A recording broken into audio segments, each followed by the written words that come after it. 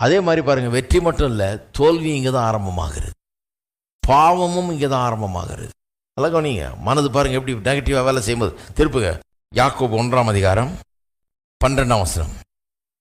சோதனையை சகிக்கிற மனுஷன் பாக்கியவான், அவன் உத்தமன் என்று விளங்கின பின்பு கர்த்தர் தம்மிடத்தில் அன்புகிறவர்களுக்கு வாக்குத்தத்தம் பண்ண ஜீவ கிரீடத்தை பெறுவான். இப்ப கவனிங்க, சோதிக்கப்படுகிற எவனும் நான் தேவனால் சோதிக்கப்படுகிறேன் என்று சொல்லாதிருப்பானாக. தேவன் பொல்லாங்கினால் சோதிக்கப்படுகிறவர் அல்ல, ஒருவரையும் அவர் சோதிக்கிறவரும் அல்ல.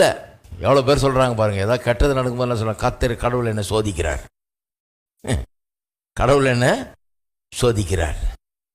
ஏதாவது ஒன்று தப்பு பண்ணிடுறது, என்ன சொல்றது, கடவுள் என்ன ஏங்க அப்படி சோதிச்சார் பின்ன. அதாவது இவங்க போய் என்னத்தையே பாவத்தில் விழுந்துட்டு என்ன சொல்லுவாங்க, கடவுள் ஏன் என்ன அப்படியே சோதிச்சார். கேள்விப்பட்டிருக்கீங்க இல்லையா? எந்த கெட்டது நடந்தாலும் உடனே என்ன சொல்லிடுவாங்க,